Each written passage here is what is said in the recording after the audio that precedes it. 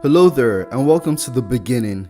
That's right, the very start of everything here on earth and everywhere else. I already made this video before, and it used to be the first video on my channel because I wanted it to be, the beginning of my channel. But like I said, it was my first video, so I was new to everything, and so literally everything about the video sucked, especially my voice. It's not great now, but back then I sounded like I was the victim in an ISIS torture video. So now, with my 2% skill increase, I'll be explaining the beginning of everything, which will cover stuff like the creation story, the Garden of Eden, and also stories of Adam, Eve, and their sons Cain and Abel. Okay, so firstly we've got the creation story, and this is an explanation of how God created the universe and everything in it. It's also easily the most impressive flexes you see anywhere else, much less in the Bible. I mean, there's a whole book in the end talking about the end of the world, and it's basically like Naruto's 4th grade ninja war with all the monsters running around and other insane shit everyone else is able to pull. It still doesn't even compare to this feat wise.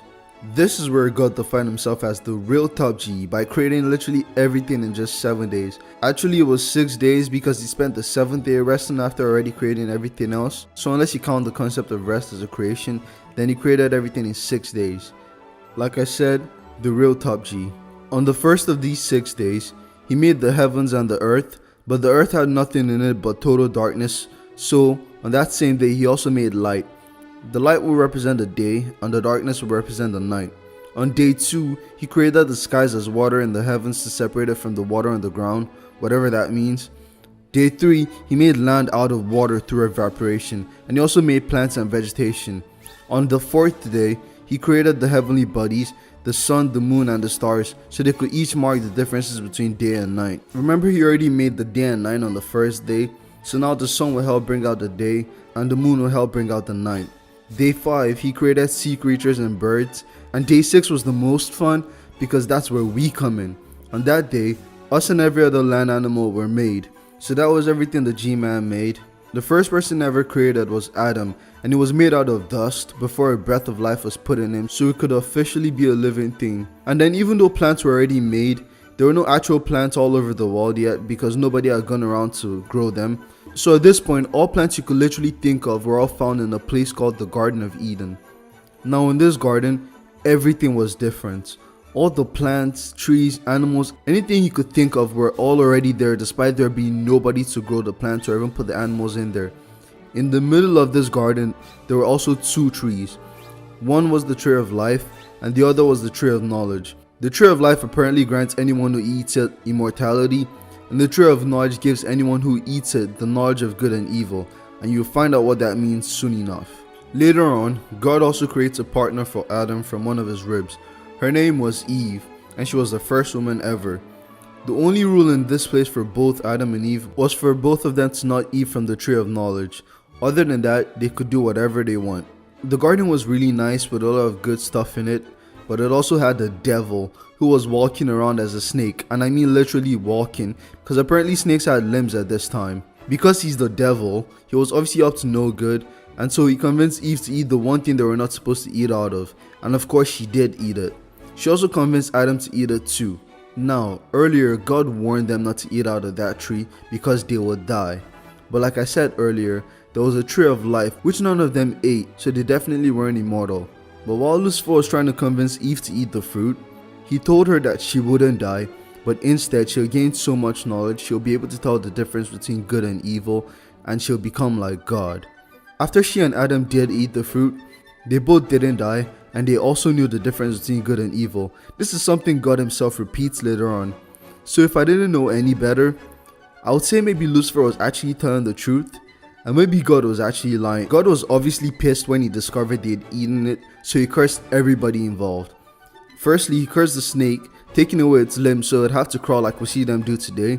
And then he also put eternal beef between man and snake so they would bite us and then we'll kill them for it forever.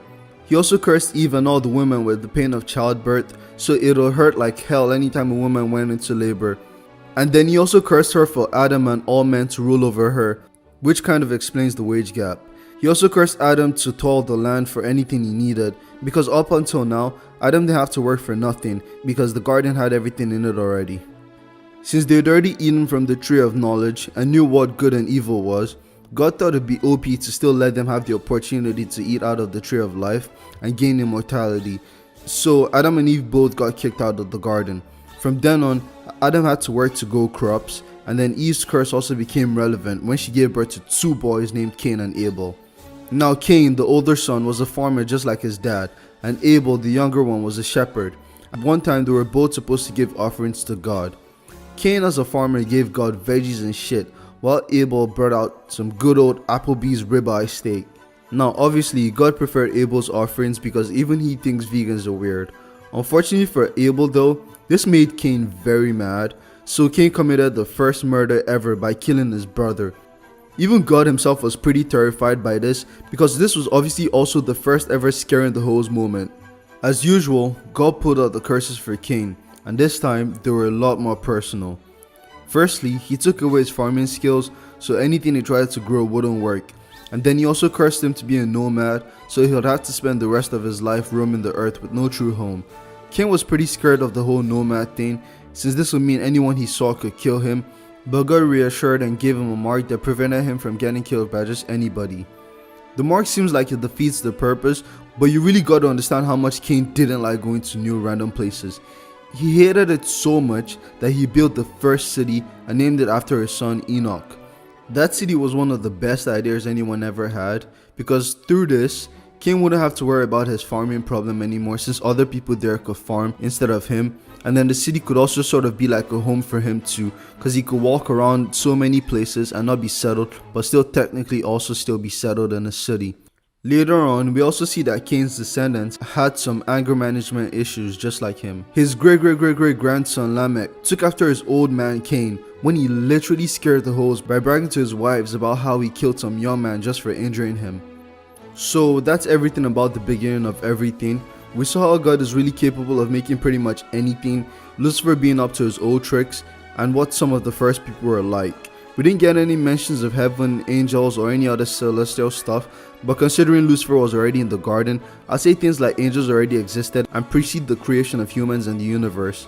I'm going to be making more videos like this, recapping interesting periods from the Bible, so subscribe for more of that and more Bible lore content.